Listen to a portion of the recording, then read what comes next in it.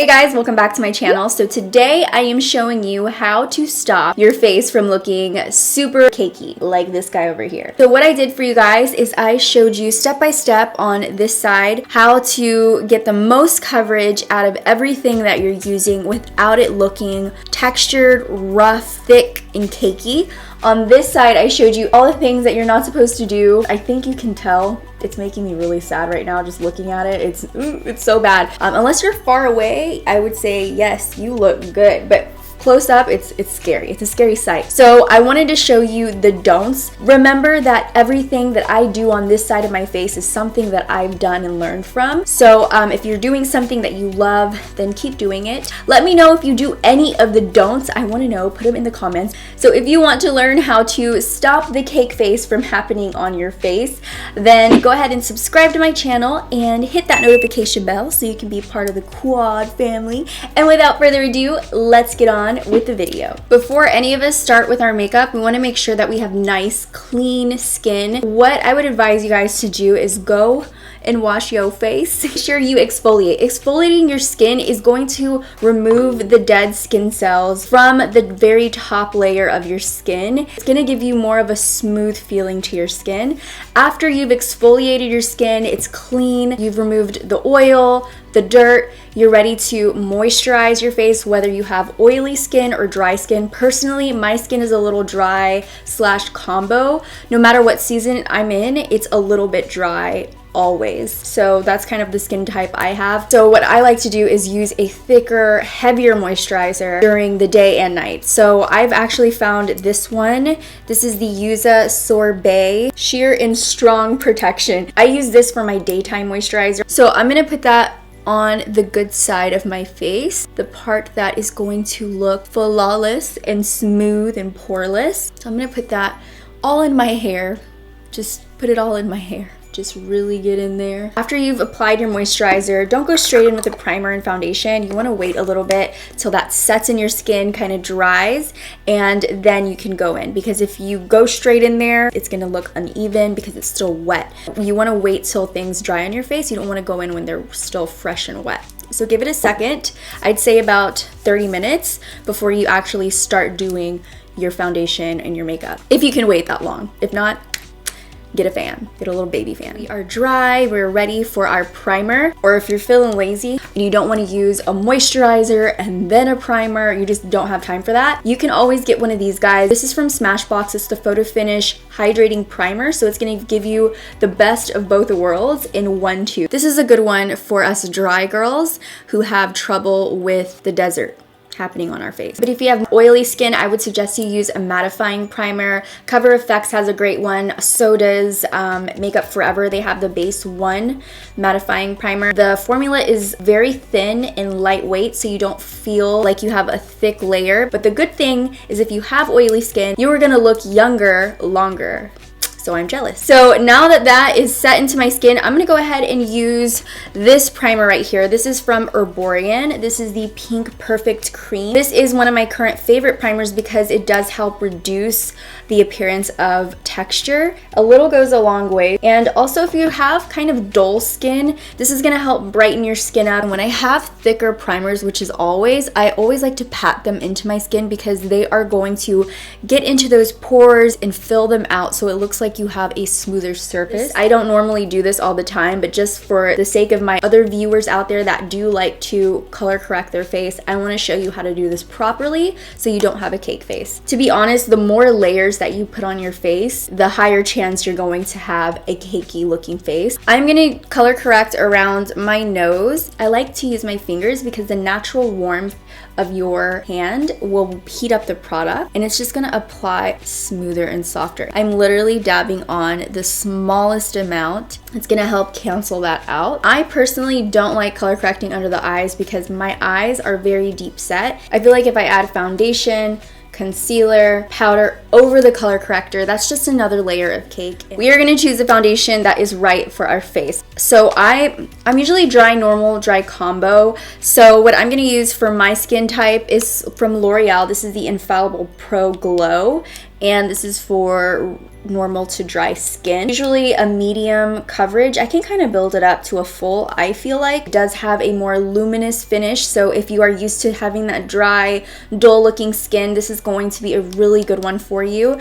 If your skin is more on the normal to oily kind of side, I would choose the matte and poreless foundation. This is from Maybelline. I feel like you can get a really nice full coverage out of this without it looking crazy. I'm gonna apply my foundation today with a L'Oreal beauty sponge. Any beauty sponge that you find that you love. For me, it's Beauty Blender and this one. They're pretty much the same to me, just shape is different. And this one's a lot cheaper. And I'm just gonna dot it on.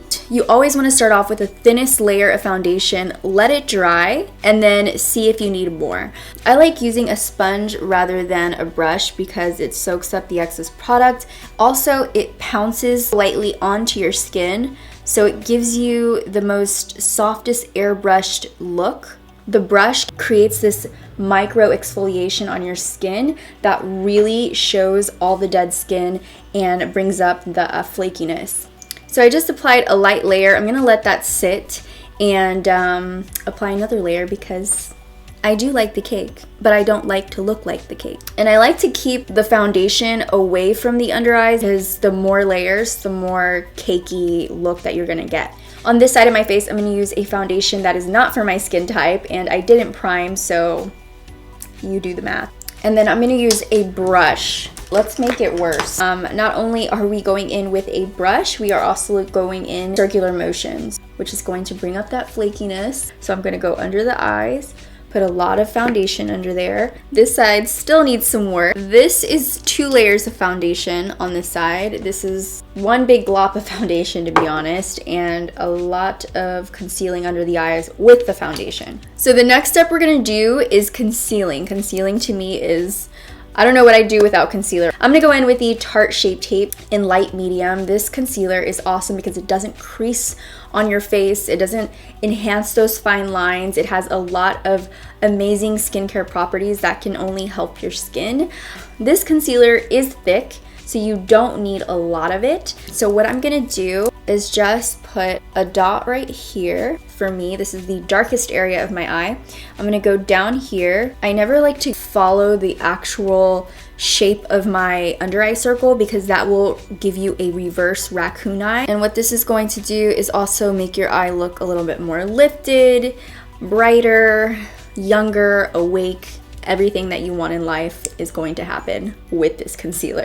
Let's erase those under eye circles. So while that dries, I'm gonna go over to the cake face side. With this concealer, like I said, it is pretty thick, so you don't need to put too much. This is what too much looks like. And at this point, you literally look like you can scrape it off of your face, which I used to love this look. And in person, honestly, if you're not looking from far, it does not look pretty. It looks very textured. You look older. It does not look good. So I'm going to take another little layer here. And it's okay to layer your foundation. It's okay to layer your concealer. Just make sure you wait, let it dry, and then decide if you need another layer. So this eye is brighter, but you can already see the fine lines here on this eye and what's going on right here. All right, so now it's time to set everything in place so that it doesn't move or budge throughout the day. So we're gonna set with a powder. Anything that you set with a powder is going to last. On the good side, we are going to take a translucent powder. This is a beauty blender. I'm just gonna dip it into the powder,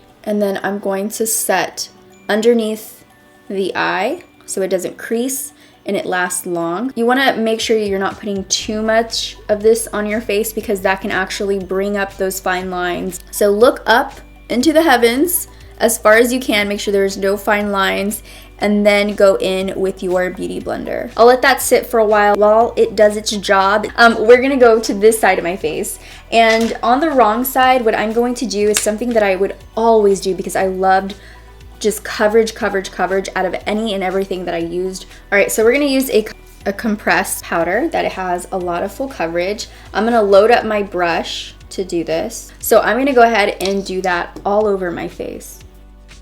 As you can see, all my fine lines here are very prominent. It's even creating fine lines in places that I actually don't have fine lines in. Now that that's baked into my skin, it's soaked in, it's not going anywhere, it's not creasing, I'm gonna kick off that excess powder. I'm gonna take a brush, any clean brush that you have, and just wipe it away. So you're probably thinking, what about the rest of your face? So I have a solution for that. I actually don't like setting the rest of my face with the same powder. You can set it with a translucent powder. I use the bronzing powder as a form of setting the temples, forehead, cheekbone, all of that I do with bronzer. So I'm gonna take this bronzer right here from Elsie. This is a matte bronzer. I just loaded up my brush. I want to tap off the excess because I don't want any extra powder that I don't need on my face. What I like to do is go in right to the forehead and the cheekbone, like that. You can also contour. I'm gonna actually do that off camera. So this side is nice, sculpted, set in place. Okay, this side just is making me want to cry. You can see the difference. Okay, so we are done with our makeup. The only thing we have left is to spritz on a long-lasting setting spray. What I always use is the MAC Prep and Prime Fix Plus. This is the coconut one, which I love. It's my favorite one for the summer.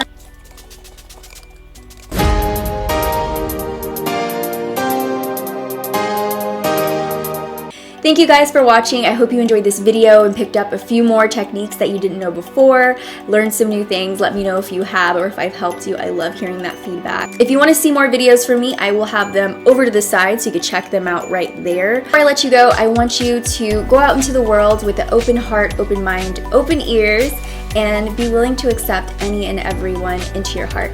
That's it. I love you guys so much. Thank you for watching, and until the next video, bye dollies.